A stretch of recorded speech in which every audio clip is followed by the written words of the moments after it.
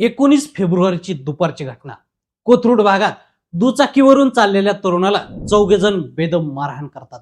या मारहाणीत तरुणाच्या नाकाला गंभीर दुखापत होते.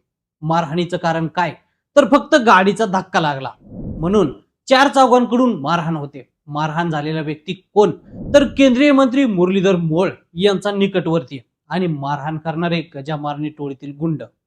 सुरुवातीला अगदी किरकोळ दिसत असलेला हा प्रकार खरं तर इतका मोठा निघाला. सोशल मीडियाचं काम पाहणारा देवेंद्र जोग आणि गजा मारणी टोळीत खरंच काही वाद होता का? अगदी क्षुल्लक कारणावरून इतकी जबर मारहाण करण्याचं कारण तरी काय?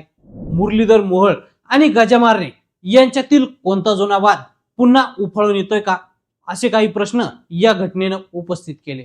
याच प्रश्नांची उत्तरं या व्हिडिओमधून जाणून घेऊया.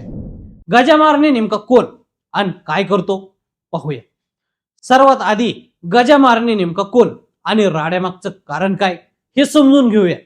पुण्यातील मुळशी तालुक्यातला गजा मारणे हा मारणे टोळीचा म्होरक्या म्हणून ओळखला जातो. जमीन मालक आणि बिल्डर लॉबी यांच्यातील मध्यस्थ म्हणून गजा मारणे काम करतो.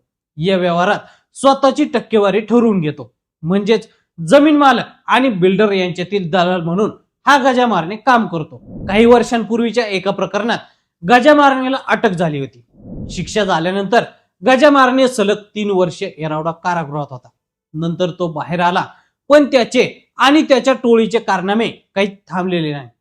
मारणे टोळी आजही पुणे आणि आसपासच्या भागात दमदाटी करणे आणि जमीन बळकावण्याचे उद्योग राजरोसपणे करत आहे. सरळ मार्गाने काम होत नसेल तर गुंडागर्दी आणि मारहाण ठरलेलीच, अशी या टोळीची पद्धत आहे. पुण्यात मारणे टोळीच्या दहशतीचा नवा अंक. आता याच मारणे टोळीच्या दहशतीचा नवा अंक पुण्यात सुरू झालाय.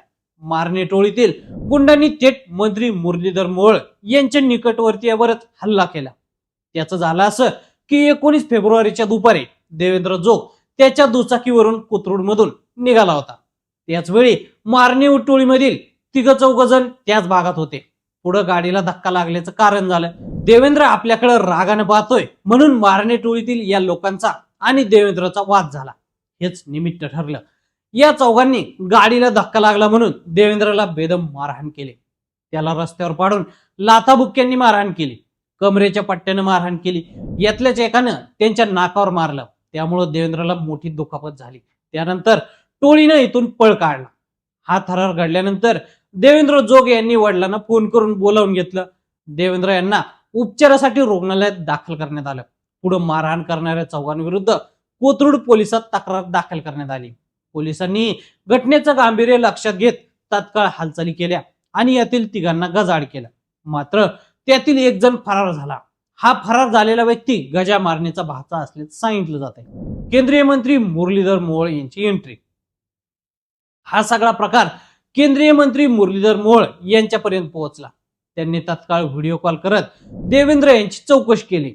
पण फक्त गाडीला धक्का लागला आणि मारहाण झाली इतकी ही घटना साधी आहे का? मनात शंका येतेच. गजा मारणे टोळीची जशी पुण्यात दहशत आहे तसेच मंत्री मुरलीधर मोहोळ पुण्यातील वजनदार राजकारणी म्हणून ओळखले जातात. तरी देखील त्यांच्या निकटवर्तीयाला मारहाण होते म्हणजे प्रकरण वरकरणी दिसतं तितकं साधन नक्कीच नाही.